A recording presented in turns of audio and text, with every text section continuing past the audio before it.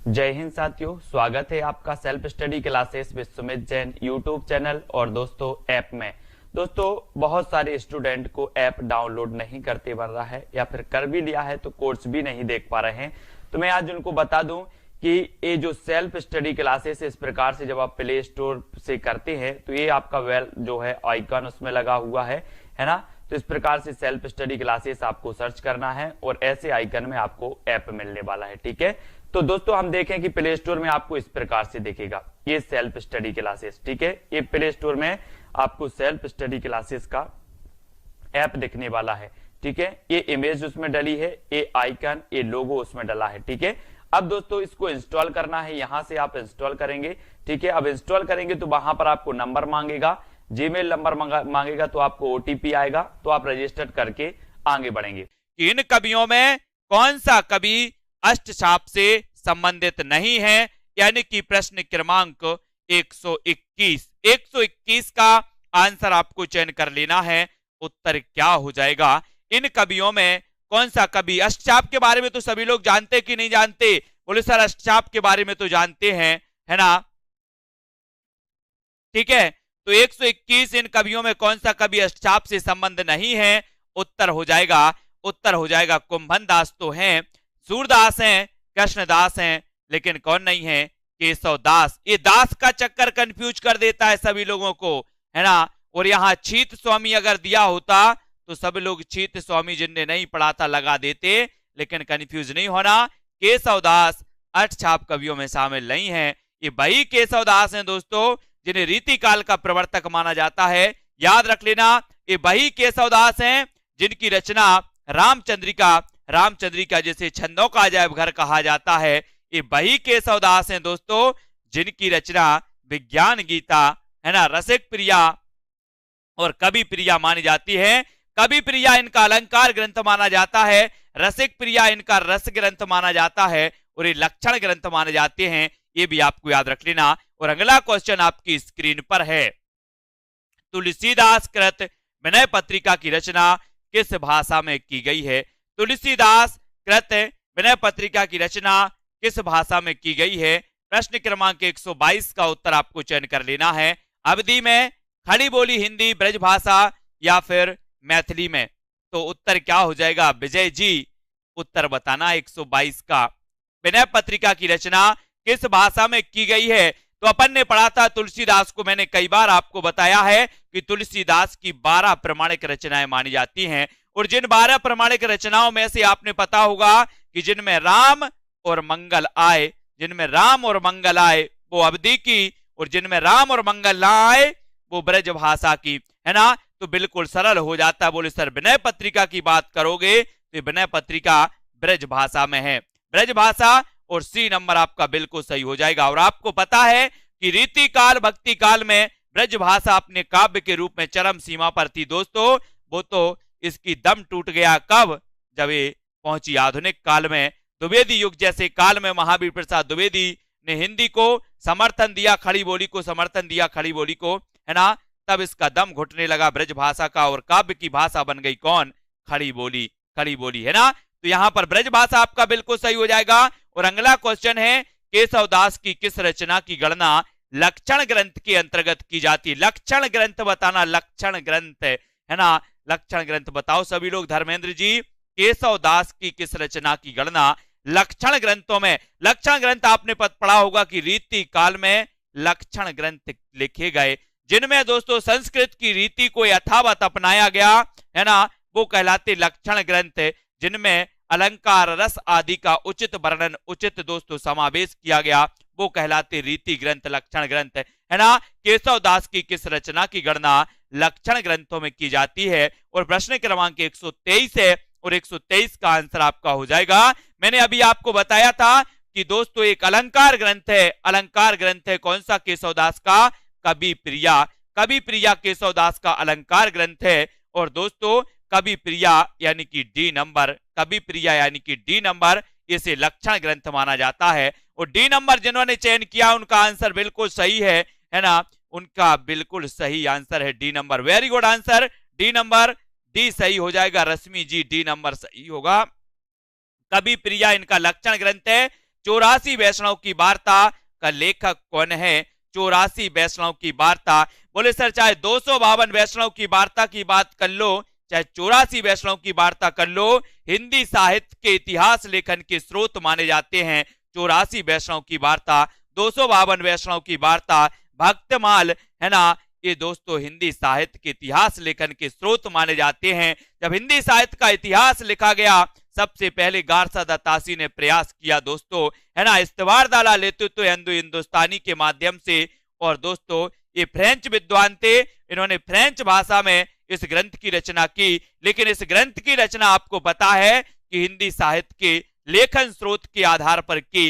वो स्रोत कौन कौन से थे? तो अपन पढ़ते हैं 252 वैष्णव की वार्ता, है ना, 84 वैष्णव की वार्ता, भक्तमाल, इनको पढ़ लेते हैं। और 84 वैष्णव की वार्ता के जो लेखक हैं वो माने जाते हैं गोकुलनाथ। कौन माने जाते हैं? गोकुलनाथ। यानी कि आपका उत्तर हो जाएगा विकल्प नंबर आ नंबर, बिल्कुल सही हो जाएगा।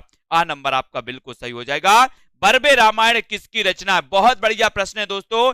बरबे रामायण यानी कि 125 का आंसर, 125 का उत्तर बता। मैंने आपसे पूछा है कि रामचरितमानस किसने लिखी? बोले सर रामचरितमानस लिखी किसने?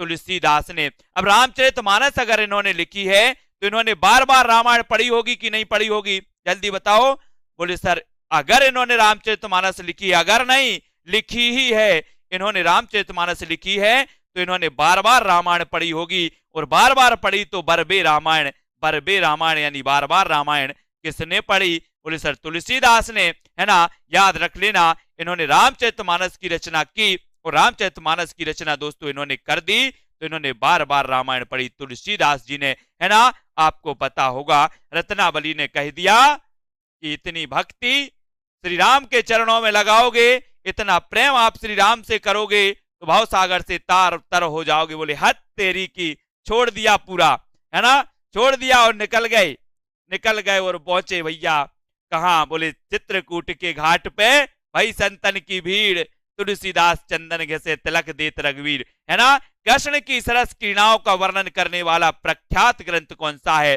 कृष्ण की सरस क्रीड़ाओं का वर्णन करने वाला बताना है। उत्तर क्या हो जाएगा? 126 का आंसर चयन करना है, सभी लोग चयन करेंगे। उत्तर क्या होगा? कृष्ण की काव्या गोस्वामी, कहां डाउट है आपको? कृष्ण की सरस क्रीड़ाओं का वर्णन करने वाला प्रख्यात ग्रंथ कौन सा है? 126। और 126 में आपका उत्तर हो जाएगा कृष्ण की सरस बताना है। उत्तर क्या हो जाएगा? सरस क्रीड़ाओं का वर्णन करने वाला, सरस क्रीड़ाओं का वर्णन करने वाला जो ग्रंथ है वो ग्रंथ का नाम क्या है? वो ग्रंथ का नाम क्या है? सरस क्रीड़ाओं का वर्णन करने वाला जो ग्रंथ है वो दोस्तों ग्रंथ है कौन सा? गीत गोविंद। कौन सा ग्रंथ है?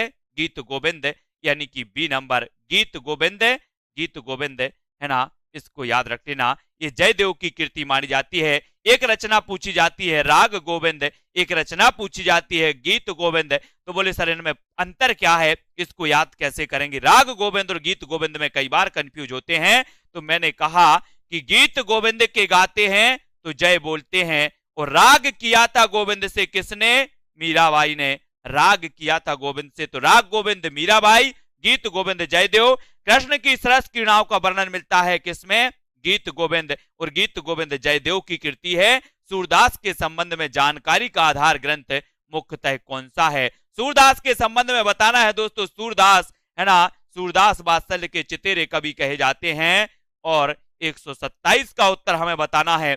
उत्तर क्या हो जाएगा? एक क्वेश्चन पढ़ भी लिया था, है ना, रमेश पांडे जी। उत्तर क्या होगा? उत्तर क्या होगा?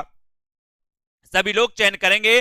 और सूरदास के संबंध में जानकारी का आधार जो ग्रंथ है वो अपन ने पढ़ लिया किसने? सोनू सिंह जी। प्रश्न क्रमांक 127, और 127 का आंसर हो जाएगा बा यानी कि 84 वैष्णव की वार्ता, और बी नंबर आपका बिल्कुल सही हो जाएगा। सोनू सिंह ने कहा कि तुलसीदास मेरे फेवरेट कवि हैं। तुलसीदास क्या है? फेवरेट कवि हैं। ऐसा ही दोस्तों आपको पता है रामचंद्र शुक्ल जो प्रभावित थे, सबसे ज्यादा प्रभावित थे रामचरितमानस से, है ना। कौन? रामचंद्र शुक्ल। उन्होंने भी कहा था कि तुलसीदास फेवरेट कवि हैं, है ना। रामचरितमानस से प्रभावित थे तुलसीदास, रामचंद्र शुक्ल जी। आपको पता होगा कि रामचंद्र शुक्ल जी ने ठेका ले रखा था। जब हिंदी साहित्य बोले सर हिंदी साहित्य पढ़ो तो रामचंद्र शुक्ल को बाजू में बैठा लो, पता नहीं कौन सा कथन बोल दें, है ना। तो यहां पर आपको बताना नामदेव का संबंध किस प्रवृत्ति से है, नामदेव का संबंध बताना है। और आपको पता है दोस्तों, क्या पता है,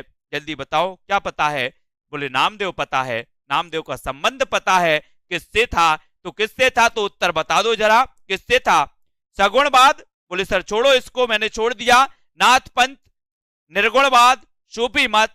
अब आपको बताना है। प्रश्न क्रमांक 128 आपके पास है और बोले नामदेव की बात करते हो, बोले सर ये निर्गुणवाद या फिर निर्गुण काव्यधारा से संबंधित थे कौन, नामदेव, है ना। नामदेव यानी कि सी नंबर आपका बिल्कुल सही हो जाएगा।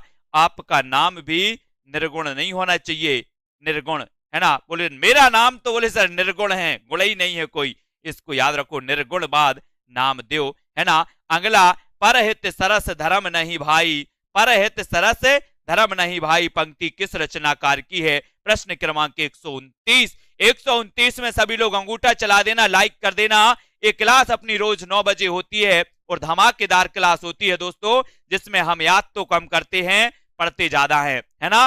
Very good. परहित सरस धर्म नहीं भाई, ये किसकी है। बोले सर इतनी सरल पूछोगे, मैंने कहा सरल भी पढ़ना है, सरल भी पढ़ना है। तो ये पंक्ति किसकी हो जाएगी, 129 का तुलसीदास। क्या हो जाएगा, तुलसीदास, है ना। ये तुलसीदास हैं, चंदन, ये दोस्तों आपको पता है ये तुलसीदास हैं, वही तुलसीदास हैं जो मुर्दा पर बैठकर नदी को पार कर जाते हैं। ये वही तुलसीदास हैं दोस्तों जो सांप को रस्सी समझकर और एक मंजिल चढ़ जाते हैं। ये वही तुलसीदास हैं जिनको वैराग्य हो गया था, तुलसी को वैराग्य हुआ है, राम राम यह जानकी, है ना। ये तुलसीदास जी को याद रख लेना। और आ नंबर आपका विकल्प सही हो जाएगा। किस काव्यधारा के अंतर्गत मूर्ति पूजा और अवतारवाद का विरोध किया गया, मूर्ति पूजा और अवतारवाद का विरोध किया गया, ये आपको चयन करना। 130 का आंसर, 130 का आंसर क्या हो जाएगा, सभी लोग बताएंगे, उत्तर को चयन करना है। किस काव्यधारा के अंतर्गत मूर्ति पूजा और अवतारवाद, यानी कि मूर्ति पूजा यानी कि निराकार ब्रह्मा, निराकार ब्रह्मा आपको मूर्ति पूजा का विरोध किया गया, अवतारवाद का विरोध किया गया, यानी कि निराकार ब्रह्मा के प्रवर्तन, निराकार ब्रह्मा को मानने वाले थे। तो कौन थे, 130। कंफ्यूज नहीं होना, आपने पढ़ा होगा कि जो संत काव्यधारा के कवि थे, संत काव्यधारा थे, है ना, संत काव्यधारा के कवि थे, कबीर आदि थे, ये निराकार ब्रह्मा पर विश्वास करते थे, निराकार ब्रह्मा को मानते थे, ये मूर्ति पूजा के विरोधी थे, है ना। इन्होंने कहा था कि काकड़ पातर पूज कर, है ना, एक पंक्ति बहुत बढ़िया कबीर ने दी थी, है ना। तो मूर्ति पूजा के विरोधी थे कौन, संत काव्यधारा के कवि। और संत काव्यधारा में कबीर जी का नाम पहले लिया जाता, कबीर जी, इनको याद रख लेना अंकित जी। भक्ति काल के अंतर्गत किस काव्यधारा में विवाह पूर्व समाज निरपेक्ष स्वच्छंद प्रेम का निरूपण किया गया है। भक्ति काल के अंतर्गत किस काव्यधारा में विवाह पूर्व समाज निरपेक्ष स्वच्छंद प्रेम का निरूपण किया गया, यानी कि 131 का आंसर। 131 आपने देखा होगा दोस्तों कि सूफी काव्यधारा में ईश्वर को पत्नी के रूप में देखा गया। आपने देखा होगा, पढ़ा होगा कि जिस प्रकार से एक प्रेमिका अपनी प्रेमिका के रूप में दोस्तों जिस प्रकार से प्रेम होता है और जिस प्रकार से मिलने की भावना होती है, उसी प्रकार से उन्होंने ईश्वर के प्रति देखा कि एक व्यक्ति को वैसा बनना चाहिए जैसा एक प्रेमी होता है ना, वैसे ही उसकी इतनी लालसा होनी चाहिए ईश्वर से मिलने की, है ना। तो इतनी अगर लालसा होगी तो निश्चित ही ईश्वर सामने खड़े हो जाएंगे, है ना। ऐसा सोचा है, कैसा देखा है, किसने ऐसा बताया है, किसने, सूफी काव्यधारा में। सूफी काव्यधारा यानी कि आपका जो बी नंबर है, बी नंबर वो बिल्कुल सही हो जाएगा, बी नंबर, ठीक है, ये बी आपका बिल्कुल सही हो जाएगा। कृष्ण गीतावली का रचयिता कौन है, कृष्ण गीतावली आपको बताना है, सूरदास, नंददास, तुलसीदास या फिर मीराबाई। कृष्ण गीतावली का रचयिता कौन माना जाता है, कमेंट में बता दो मेरे प्यारे भाइयों। सोनू सिंह जी, हरिओम जी, है ना, रीना चौधरी, सुमन जी, कपिल देव यादव जी, कपिल देव साक्षात यहाँ आ गए हैं क्रिकेट खेलने, बहुत बढ़िया। कृष्ण गीतावली का रचयिता कौन है? 132, और 132 का जो उत्तर हो जाएगा, बोले सर एक कृष्ण गीतावली भी ब्रज भाषा की रचना है ना, मत समझना कि ये सूरदास की है। कुछ लोग लगा देंगे सूरदास, देखते कौन कौन लगा रहा है सूरदास, हम भी तो देखें, है ना। कुछ लोग मीराबाई लगा रहे हैं, और बताओ और कौन लगा रहा है? कुछ लोग नंददास लगा दिया, अधिकांश लोगों ने सी नंबर लगाया, है ना। तुक्का नहीं चलेगा यहाँ पर, तुक्का नहीं चलेगा, चलेगा तो क्या चलेगा? बोले सूरदास को काट दो, नंददास को काट दो,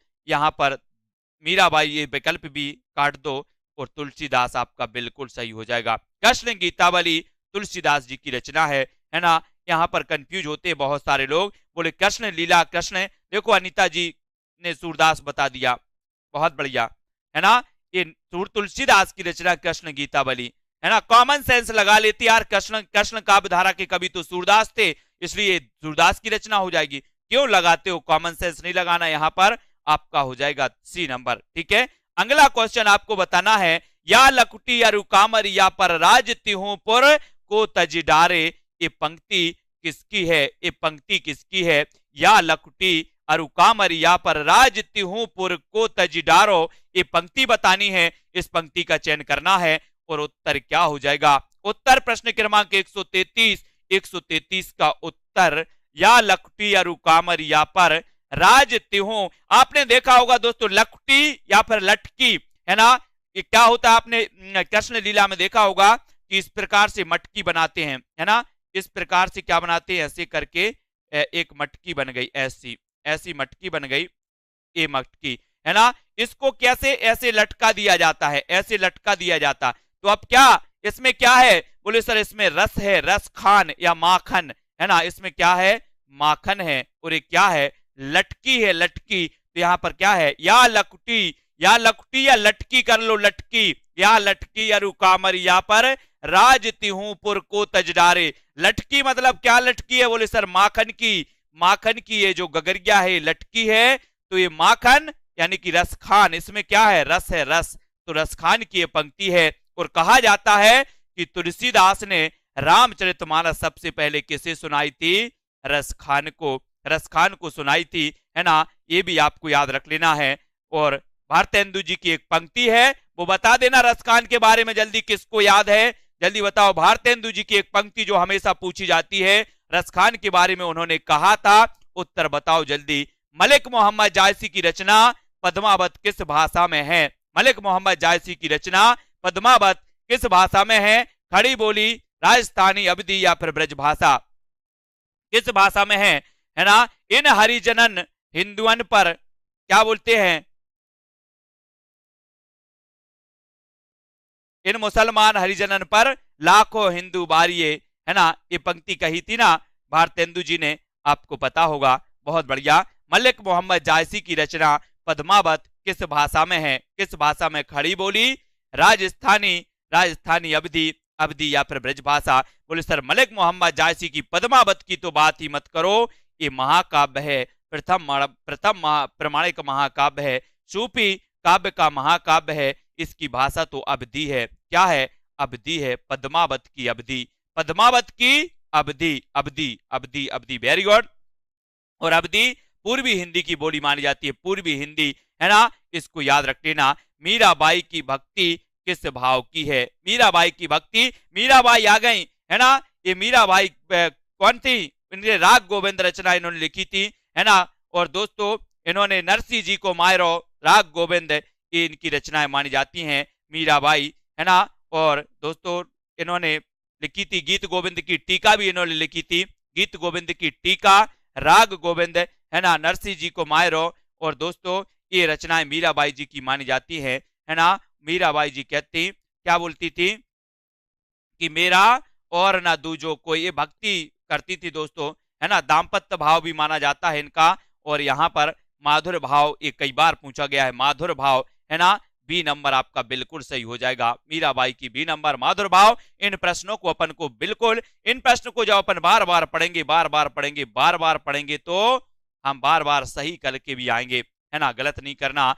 जाके प्रिय ना राम वैदेही पंक्ति तुलसीदास की किस रचना से उद्धृत है, ये बताना है। किस रचना से ली गई है तुलसीदास की, जाके प्रिय ना राम वैदेही। और 136 का उत्तर आपको बताना है, और 36 का जो आंसर हो जाएगा वो क्या हो जाएगा, जाके प्रिय ना राम वैदेही, राम वैदेही। और दोस्तों कितनी विनय से ये पंक्ति कही गई है, बोले सर बड़ी विनय से बोली गई, जाके प्रिय ना राम वैदेही, जाके प्रिय ना राम वैदेही, है ना।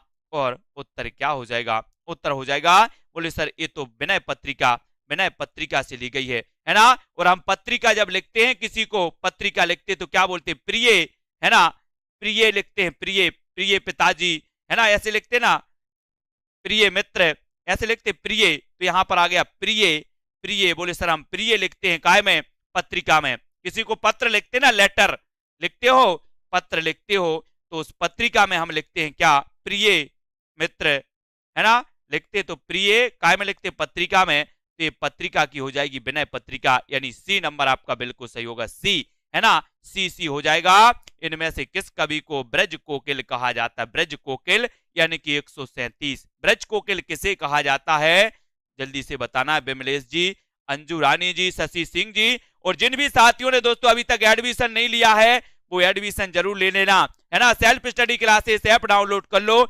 एडमिशन ले लो, बढ़िया तरीके से टीजीटी पीजीटी भी आपका आने वाला है ना, जल्दी आएगा और जल्दी आपका पेपर होगा। एलटी वाले हों, नेट वाले हों, टेट वाले हों, कोई भी हो, हिंदी साहित्य को घोर के पीना है, काय में, है ना, घोर कर पीना है हिंदी साहित्य को। तो सेल्फ स्टडी क्लासेस में आ जाओ दोस्तों, पता भी नहीं चलेगा। 137 का उत्तर हो जाएगा।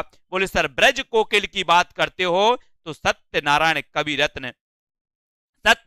कविरत्न को कहा जाता है ब्रज कोकिल। और बोले सर मैथिल कोकिल भी कहा जाता है किसी को, तो मैंने कहा हाँ, मैथिल कोकिल भी कहा जाता है किसे, विद्यापति को मैथिल कोकिल, ब्रज कोकिल कहा जाता है सत्यनारायण कविरत्न। ये दोनों में कंफ्यूज नहीं होना, कभी कभी नहीं तो ब्रज कोकिल को लगा दो विद्यापति, मैथिल कोकिल को लगा दो सत्यनारायण। तो ब्रज कोकिल सत्यनारायण, है ना, और दोस्तों मैथिल कोकिल विद्यापति, इनको याद रख लेना है। संत साहित्य में सबसे अधिक पंडित कवि कौन थे, एक क्वेश्चन भी कई बार आया, सबसे पढ़े लिखे कौन थे, सबसे पंडित कौन थे, श्रृंगार रस के विरोधी कौन थे, जल्दी से बताओ। प्रश्न क्रमांक 138 का उत्तर, 138 का उत्तर, संत साहित्य में सबसे अधिक पंडित कौन थे, है ना, सबसे ज्यादा पढ़े लिखे कौन थे, श्रृंगार रस के विरोधी कौन थे। बोले सर मैंने तो कई बार पढ़ा है कि सुंदर लोगों को सजने की जरूरत नहीं होती, है ना, सजने की जरूरत नहीं होती मतलब श्रृंगार की जरूरत नहीं होती। तो उत्तर इसका क्या हो जाएगा, क्या हो जाएगा, संत साहित्य में सबसे अधिक पंडित विद्वान, है ना, पढ़े लिखे, श्रृंगार रस के विरोधी माने जाते हैं सुंदरदास। और सुंदर से आया सुंदर, और सुंदर को सजने की जरूरत नहीं होती, यानी कि श्रृंगार की जरूरत नहीं होती। तो इनने विरोध कर दिया, बोले मुझे तो श्रृंगार की जरूरत ही नहीं है ना, विरोध कर दो ताकि हमसे कोई ज्यादा सुंदर ना लगे, है ना, ऐसे। तो सुंदरदास पंडित थे, विद्वान थे, श्रृंगार रस के विरोधी थे, यानी कि सी नंबर आपका बिल्कुल सही हो जाएगा। दुल्हन गावहु मंगलाचार, पद किसके द्वारा रचित है, किसके द्वारा रचित है, दुल्हन गावहु मंगलाचार। प्रश्न क्रमांक 139 का आंसर क्या हो जाएगा, 139 का आंसर क्या हो जाएगा, दुल्हन गावहु मंगलाचार। उत्तर बताना है, उत्तर क्या हो जाएगा। माही जी, विनीता जी, है ना, और ज्ञानेश शर्मा जी, सभी लोगों को 139 का जब चयन करने के लिए बोला, बोले सर दुल्हनी गावहु मंगलाचार, ये पंक्ति तो किसकी है, ये पंक्ति तो किसकी है, ये पंक्ति तो किसकी है, जल्दी बताओ। 139 और 139 का आपने बिल्कुल सही चयन किया। बोले सर बी नंबर में टिक लगा दो। मैंने कहा ठीक है, टिक लगा दे रहे हैं। आपका उत्तर चला जाता है बी की ओर, कबीरदास, यानी कि बी नंबर। कबीरदास है ना, वो अपन को याद आ जाता जब कबीर की बात करते हैं तो पोती पढ़ पढ़ जगमुआ, पंडित भयाना कोई। रामचरितमानस में कितने कांड हैं, जल्दी से बताओ। और रामचरितमानस के कांड क्रमबद्ध जल्दी से बता देना, लिख करके। कौन बता पा रहा है सबसे पहले रामचरितमानस के जो कांड हैं उनको क्रमबद्ध बताना है कि कौन सा कांड कितने नंबर पर कौन सा आता है, परीक्षा में पूछे जाते हैं। रामचरितमानस के कांडों को क्रमबद्ध कीजिए, ऐसा क्वेश्चन आता है। रामचरितमानस में कितने कांड हैं, आपने बता दिया 7 कांड, मैंने मान लिया, ठीक है। अब आप लोग बता दो कि रामचरितमानस के जो कांड हैं वो क्रमबद्ध, जल्दी बताओ कौन बता पा रहा है सबसे पहले, हम भी तो देखें कौन कितनी गहराई से पढ़ रहा है ना। जल्दी बताओ, रामचरितमानस में सर्ग तो ठीक है, वो तो हैं अपने कांड, 7 कांड हैं, और उत्तर क्या हो जाएगा, प्रश्न क्रमांक 140 का आपका हो जाएगा क्या, 7, डी नंबर हो गया, डी नंबर हो गया। बोले सर रामचरितमानस 7 लेकर चलते हम, 7 लेकर चलते तो 7 कांड हो जाएंगे, ठीक है, ओके, बिल्कुल सही है, लेकिन अभी तक किसी ने नहीं बताया, है ना, और कोई नहीं बताएगा क्या इसके,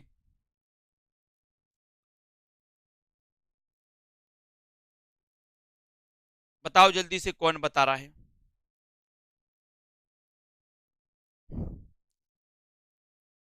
हाँ, बाल अयोध्या, अरण्य सुंदर लंका उत्तर, बहुत बढ़िया प्रदीप पंत जी, वेरी गुड, बहुत बढ़िया, बढ़िया, बिल्कुल सही है। संतराम यादव जी, बहुत बढ़िया, ये 7 कांड है और बिल्कुल सही है। हाँ, बाल अयोध्या, अरण्य, किष्किंधा, सुंदरकांड, लंका कांड और उत्तरकांड, गुंजा जी, बहुत बढ़िया, सभी लोगों ने लगभग बता दिया है ना, बहुत बहुत धन्यवाद, आप लोगों का बड़ा उपकार किया आप लोगों ने। मानुष प्रेम भयो बेकुंठी पंक्ति किस कवि की है, किस कवि की है, सुषमा जी, ए त्रिपाठी, नवीन जी, सरस्वती जी, है ना, अंश यादव जी, यानी कि नीतू नाम है इनका, बहुत बढ़िया, है ना, और अनूप आरती सक्सेना जी, सभी लोगों ने बताया है, बिमलेश जी, है ना, मतलब ये याद है आप लोगों को, ठीक है, गाड़ी अब आगे बढ़ रही है। मनुष्य प्रेम भयो बेकुंठी, ये किसकी, ये पंक्ति किसकी है, ये पंक्ति बताना 141 में, ये पंक्ति किसकी है, राम जी अकबल यादव, कपिल देव जी ने भी बता दिया है, बहुत बढ़िया, है ना, दारसू, सुषमा, डॉक्टर वंदना जी। अब 141 पे आ जाते हैं हम, 141, मानुष प्रेम भव्य बेकुंठी पंक्ति किस कवि की रचना है, तुलसीदास, मंझन, मलिक मोहम्मद जायसी या फिर कुतुबन की, किसकी मानी जाती है, मानुष प्रेम भयु बेकुंठी। और 141 में, 141 में बोले सर प्रेम की बात की है किसने, सूफी काव्य धारा के कवियों में, तो सूफी काव्य धारा के कवियों में प्रमुख माने जाते हैं कौन, जायसी, मानुष प्रेम भयु बेकुंठी जायसी, बेकुंठ जाए, अपन बोलते ना बेकुंठ जाओगे सीधे, भगवान की पूजा करोगे तो सीधे बैकुंठ तर जाओगे, है ना, तो बेकुंठ जायसी, बेकुंठी जायसी, है ना, बेकुंठ जायसी ऐसे याद करना, बेकुंठ जायसी, तो जायसी, मानुष प्रेम भयो बेकुंठ जायसी, बेकुंठ जायसी, तो जायसी आपका ये सी नंबर बिल्कुल सही हो जाएगा, ठीक है, जायसी, है ना। इन पंक्तियों को ऐसे भी याद करना, रीति काल को श्रृंगार काल की संज्ञा देने वाले विद्वान कौन है, ये श्रृंगार काल भी कंफ्यूज करता है ना, कुछ लोग अभी चक्कर में पड़े थे, बोले सर आरंभिक काल और प्रारंभिक काल,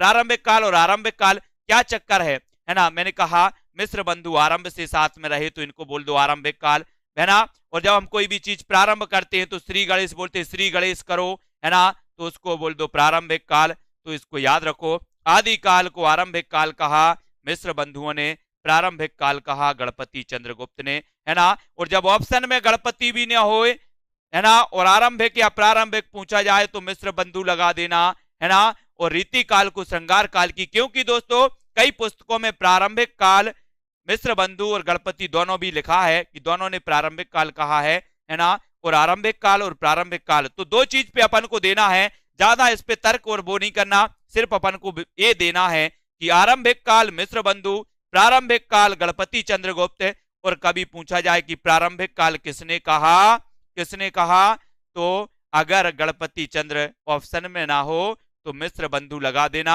संकोच नहीं करना, है ना। रीति काल को श्रृंगार काल की संज्ञा देने वाले विद्वान कौन है, तो बोले सर श्रृंगार की बात करते हो, एक यहां पर भी कंफ्यूज होते बहुत सारे लोग, है ना, कुछ लोग मिश्र बंधु बता दे रहे हैं, है ना, कुछ लोग सी नंबर, तो मैंने आपको कई बार बताया कि श्रृंगार तो विश्व के लोग करते हैं, कहाँ के लोग करते हैं, मात्र आपके शहर के लोग तो नहीं करते, बोले सर हमारे भारतवर्ष के लोग करते हैं श्रृंगार, ऐसा नहीं है, श्रृंगार तो विश्व के लोग करते हैं, तो श्रृंगार काल कौन बोलेगा, विश्वनाथ बोलेंगे कि मिश्र बंधु बोलेंगे, बोले सर विश्वनाथ बोलेंगे क्योंकि विश्व के लोग करते हैं, इसलिए उत्तर क्या हो जाएगा, सी नंबर, है ना, इसको याद रखो।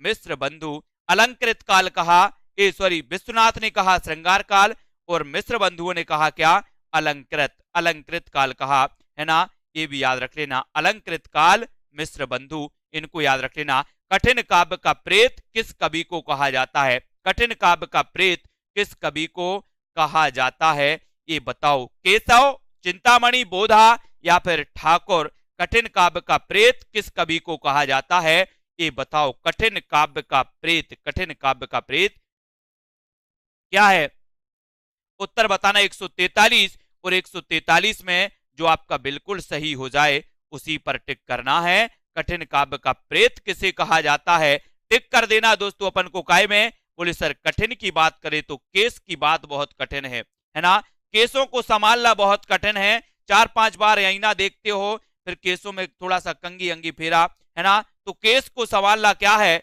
बड़ा कठिन है। केस को संभालना क्या है, कठिन है। कठिन है कि नहीं है, बहुत कठिन है। तो इसको याद रख लेना, बोले केस को संभालना बहुत कठिन है, मेरे बस की बात नहीं। कठिन तो कठिन काव्य का प्रेत केशव, केशव, ठीक है, इसको याद रखो। आगे के कवि रिझाएं तो कविताई, नहीं तो राधिका कन्हाई, सुमरन को बहानो, सुमरन को बहानो, ये पंक्तियां किस कवि की हैं। आगे को कवि रिझाएं तो कविताई, नहीं तो राधिका कन्हाई, सुमिरन को बहानो, ये बताना। 144, 144, 144 यानी कि 144 में उत्तर आपको चयन करना, और उत्तर आपका हो जाएगा, क्या हो जाएगा, आगे के कवि रिझाई तो कविताई, नहीं तो राधिका कन्हाई, सुमरन को बहानो। उत्तर क्या हो जाएगा, उत्तर बताना है आरसी मलिक जी, मिनी पांडे, तनु जी। प्रश्न क्रमांक 144 ही तो पूछा है, 144 पूछ लिया तो आप लोग शांत हो गए। बोले सर भिखारी दास में टिक कर दो, भिखारी दास की ये पंक्ति है, याद रख लेना। आगे के कवि रिझाई तो कविताई, ना तो राधिका कन्हाई, ये सुमिरन को बहानो, है ना, भिखारी दास में टिक लगा देना, यानी कि बी नंबर आपका सही हो जाएगा। बी नंबर भिखारी दास। अनीता जी बी नंबर सही है। अगला है कौन सी रचना मतीराम की, मतीराम, मतीराम की बताना है, कौन सी रचना मतीराम की है ना, उत्तर बताओ।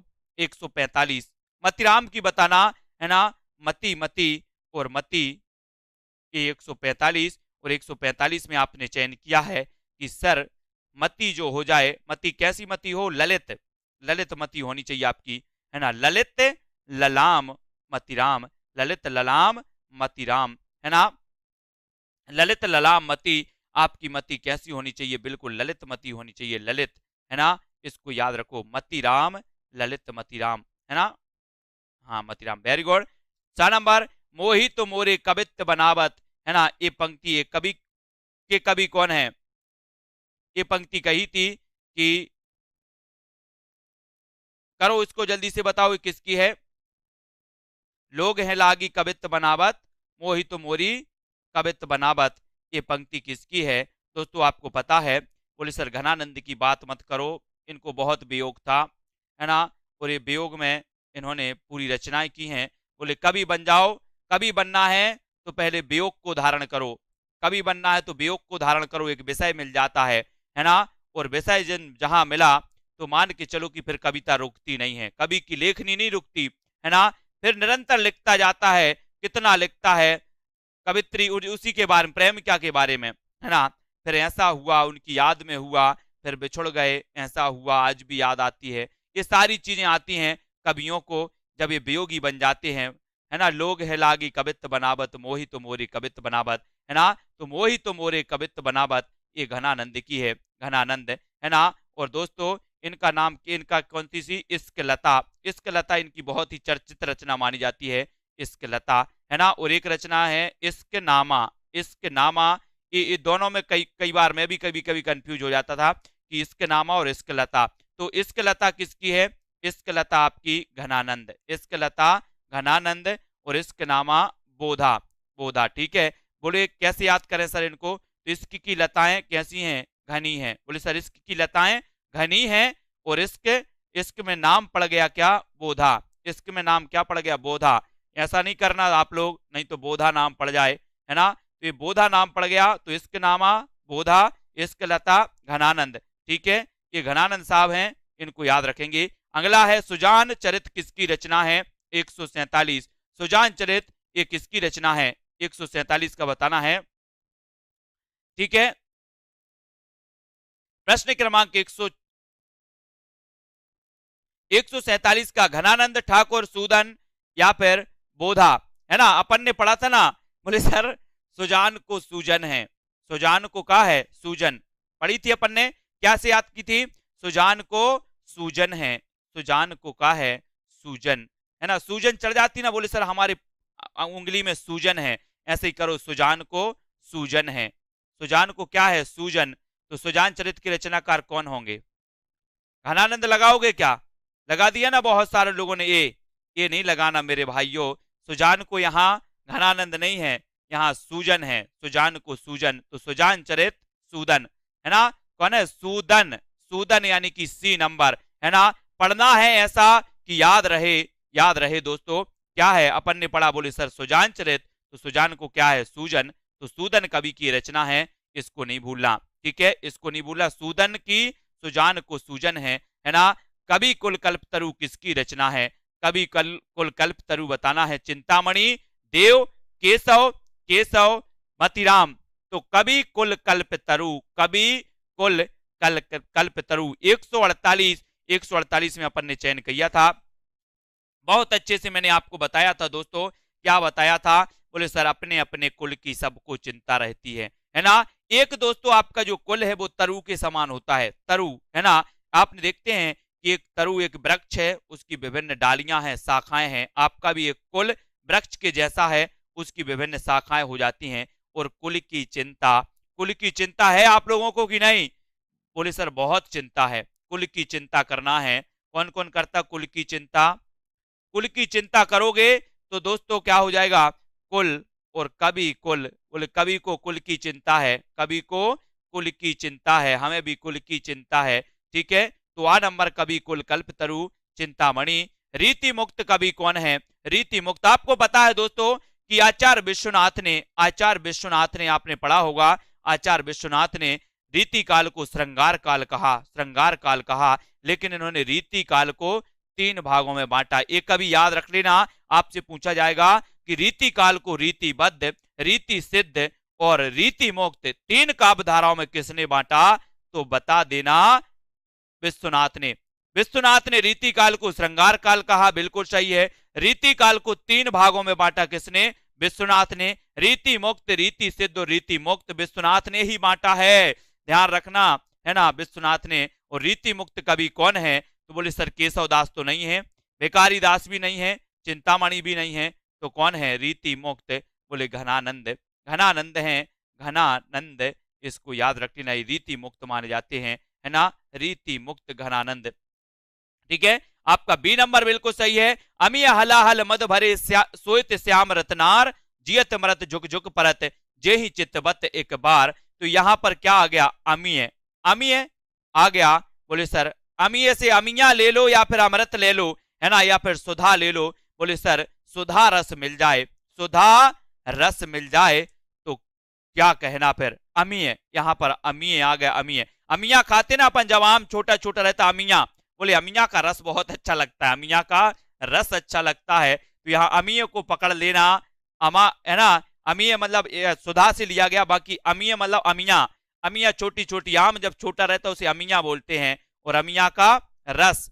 तो अमिय हलाहल मद भरे श्वेत श्याम रतनार, जियत मरत जुग जुग परत, जेहि चित्तवत एक बार। ये पंक्ति किसकी मानी जाएगी? बोले सर रस की बात करो, अब तो अमिया के रस की, अमिया के रस की बात करो तो रसलीन, अमिया के रस, है ना? बना लेते ना, वो बनाते अमिया का रस, भरता बनाया, और वो क्या बोलते उसको? पना, पना। बोले सर भर तो अमिया को और पना बना दो, है ना? तो अमिया का रस, तो बी नंबर आपका रसलीन बिल्कुल सही हो जाएगा, है ना? रसलीन, रसखान नहीं, रसलीन, रसलीन, है ना? अमिया का रस लीन, अमिया का रस लीन, इसको रसलीन बोलना है, ठीक है? और निम्नलिखित ग्रंथों में कौन सा ग्रंथ छंद विवेचन से संबंध नहीं है?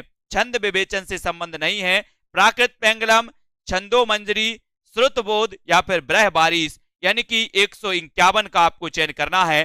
छंद विवेचन से संबंध ग्रंथ कौन सा नहीं माना जाता?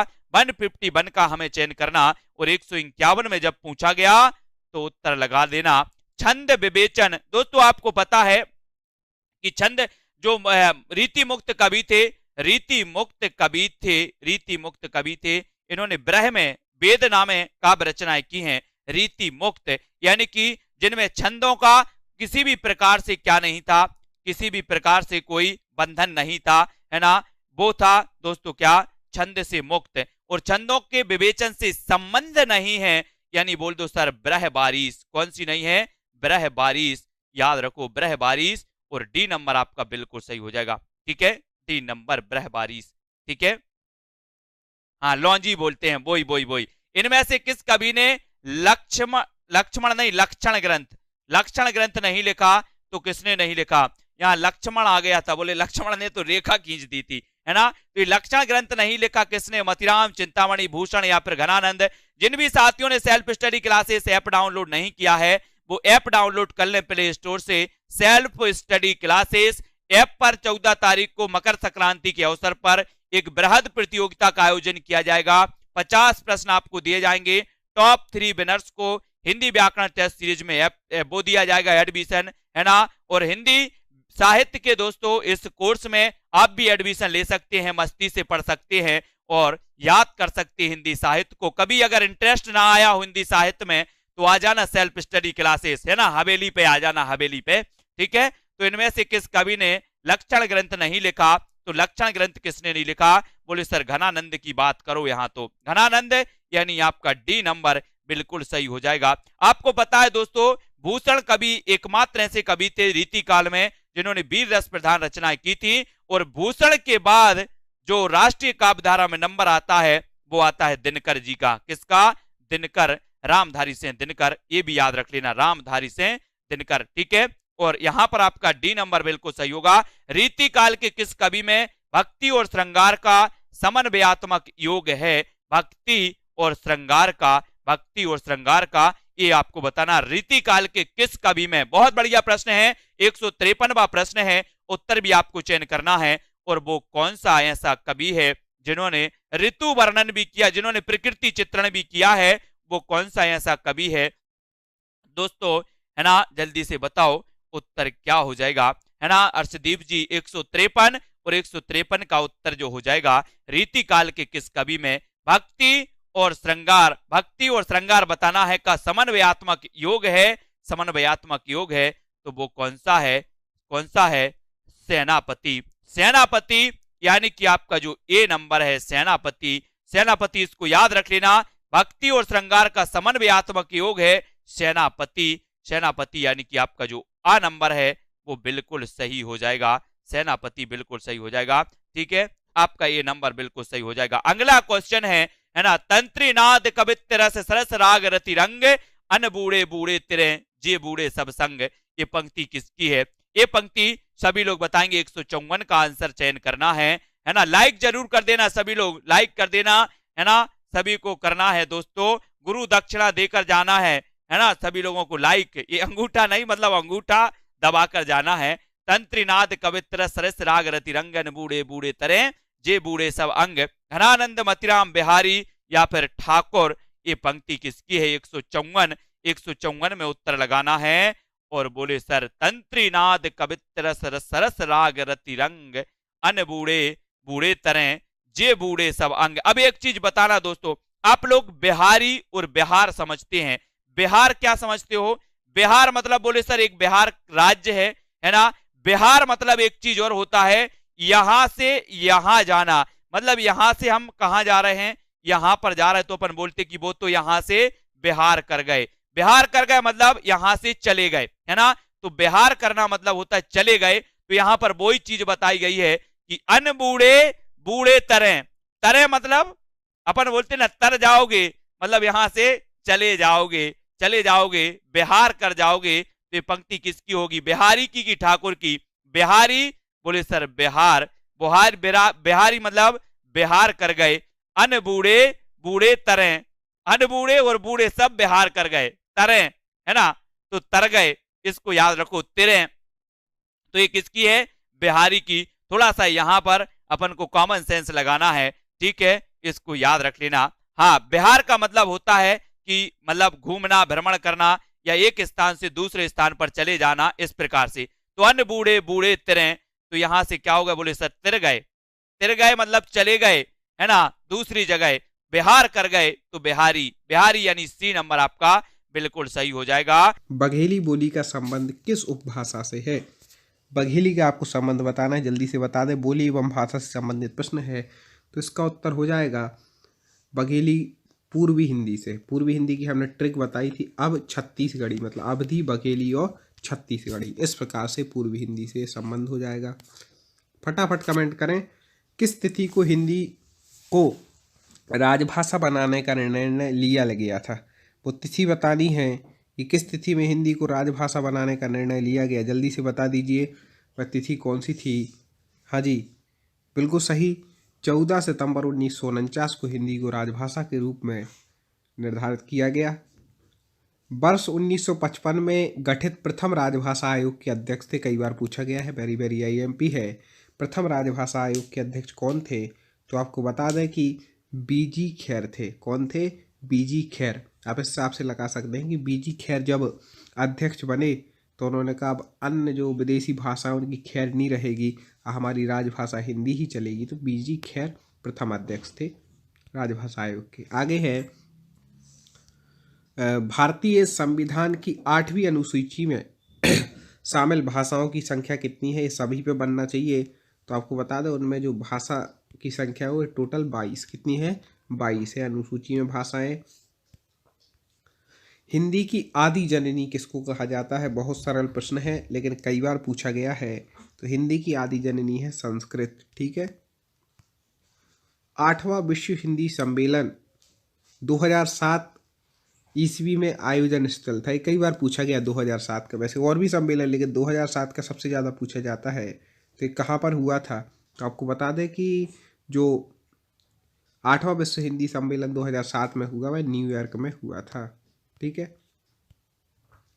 निम्नलिखित में से कौन भारोपीय परिवार की भाषा नहीं है? भारोपीय परिवार की आपको भाषा बताना है, कौन सी नहीं है। तो आपको बता दें कि मराठी, गुजराती तो है, हिंदी तो है ही, मलयालम नहीं है। ठीक है, बाकी मराठी, गुजराती और हिंदी भारोपीय परिवार की भाषा है। हिंदी दिवस कब मनाया जाता है? वेरी वेरी IMP, जल्दी से कमेंट कर दें। दोस्तों, प्रश्न पसंद आ रहे हो तो लाइक जरूर करना वीडियो को। 14 सितंबर को हिंदी दिवस मनाया जाता है। ठीक है। विकास की दृष्टि से प्राकृत की पूर्वकालीन अवस्था का नाम क्या है? प्राकृत की पूर्वकालीन अवस्था का नाम विकास की दृष्टि से, देखो हम क्वेश्चन पर टिक लगा रहे थे लेकिन आंसर पर ही टिक लग गया, पाली।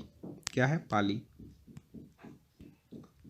पश्चिमी हिंदी की 2 बोलियों का सही युग्म है। पश्चिमी हिंदी की 2 बोलियों का सही युग्म बताना है, कौन सा है? पश्चिमी हिंदी के अंतर्गत आती है।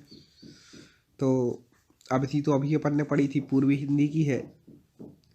ब्रज बघेली ये भी नहीं है, छत्तीसगढ़ी बांगरू ये भी नहीं। हाँ, खड़ी बोली और बुंदेली, ये क्या है? पश्चिमी हिंदी की है। ठीक है, खड़ी बोली हिंदी, बुंदेली।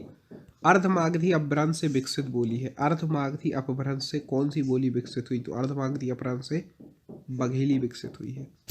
ठीक है दोस्तों, आगे देखते हैं, थोड़ा आंसर देखे जाते हैं, आगे बढ़ते हैं। बहुत महत्वपूर्ण प्रश्न आ गया, वेरी वेरी IMP, कई बार लोग पूछा गया, इसमें कन्फ्यूज होकर गलती करके आए हैं। आपको बताना है देवनागरी लिपि का सही क्रम, जल्दी से बता दे। तो मैंने बताया सबसे पहले जो लिपि आई थी वह कौन सी थी? ब्राह्मी लिपि आई थी। तो आप देख ले, इसी में दिया है ब्राह्मी लिपि, फिर गुप्त लिपि, फिर नागरी, फिर देवनागरी। ठीक है, नागरी से हुई देवनागरी। ठीक है, ब्राह्मी से गुप्त लिपि, गुप्त से नागरी, नागरी से देवनागरी, इस प्रकार से। भाषा की सबसे छोटी इकाई क्या है? बिल्कुल भी कंफ्यूज नहीं होना है, भाषा की सबसे छोटी इकाई वर्ण है। याद रखिएगा, शब्द मत कर देना, वर्ण है, अक्षर, ध्वनि। ठीक है, इनको ही कहते हैं वर्णमाला कहते हैं। वर्णमाला किसके समूह को कहेंगे? तो वर्णमाला कहेंगे वर्णों के व्यवस्थित समूह को। याद रखिएगा, वर्णों के व्यवस्थित समूह को क्या कहते हैं? वर्णमाला। बिल्कुल याद रखिए, व्यवस्थित समूह, नहीं तो वर्णों के संकलन करके आ जाओ, गलत नहीं, पूरे ऑप्शन देखना है। निम्न में से कंठ ध्वनियां हैं। तो पहले ही आपको पिछले वीडियो जो प्रैक्टिस सेट कराए तो बता चुके हैं कि पूरा का वर्ग कैसा है? कंठ है। तो का और खा कैसी हो जाएगी, कंठ ध्वनियाँ, उच्चारण स्थान कंठ हो जाएगा। स्थान के आधार पर बताइए कि मूर्धन्य व्यंजन कौन से हैं। कंठ होगा मूर्धा से बोले जाने वाले आपको व्यंजन बताना है, तो डा और ढा, ठीक है।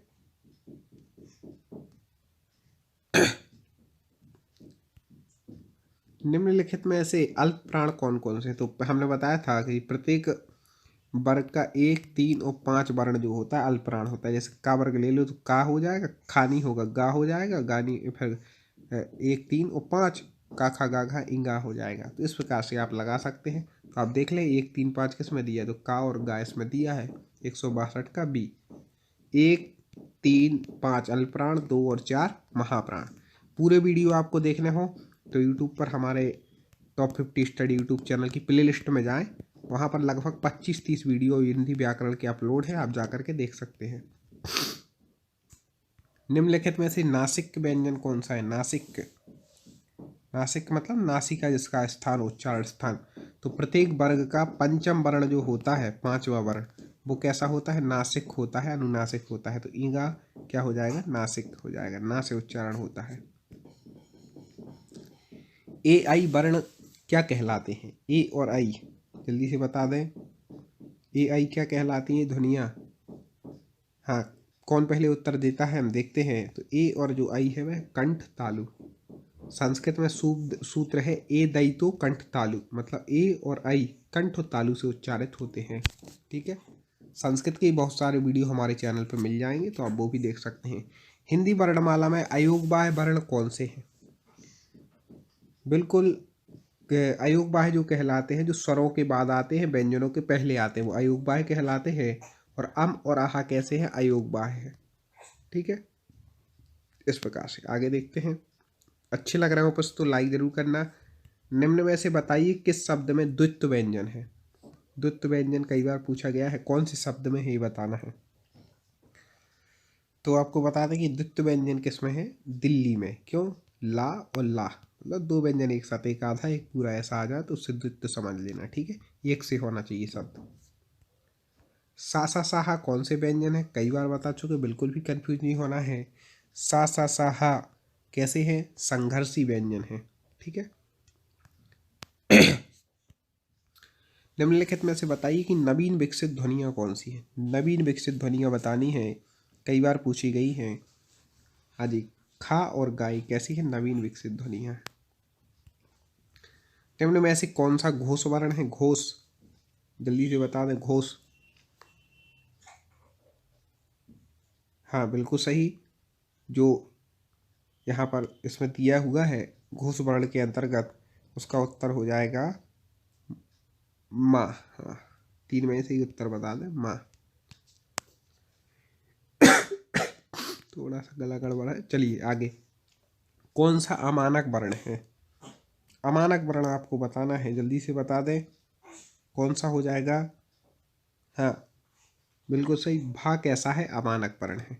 दोस्तों लाइक जरूर करें, अभी तक वीडियो को ना किया हो चैनल को सब्सक्राइब करें और वीडियो को आगे शेयर जरूर करें। अगले या फिर कर भी लिया है तो कोर्स भी नहीं देख पा रहे हैं, तो मैं आज उनको बता दूं कि ये जो सेल्फ स्टडी क्लासेस इस प्रकार से जब आप प्ले स्टोर से करते हैं तो ये आपका वेल जो है आइकन उसमें लगा हुआ है ना। तो इस प्रकार से सेल्फ स्टडी क्लासेस आपको सर्च करना है और ऐसे आइकन में आपको ऐप मिलने वाला है, ठीक है। तो दोस्तों हम देखें कि प्ले स्टोर में आपको इस प्रकार से दिखेगा ये सेल्फ स्टडी क्लासेस, ठीक है। ये प्ले स्टोर में आपको सेल्फ स्टडी क्लासेस का ऐप दिखने वाला है, ठीक है। ये इमेज उसमें डली है, ये आइकन, ये लोगो उसमें डला है, ठीक है। अब दोस्तों इसको इंस्टॉल करना है, यहां से आप इंस्टॉल करेंगे, ठीक है। अब इंस्टॉल करेंगे तो वहां पर आपको नंबर मांगेगा, जीमेल नंबर मांगेगा, तो आपको ओटीपी आएगा, तो आप रजिस्टर करके आगे बढ़ेंगे।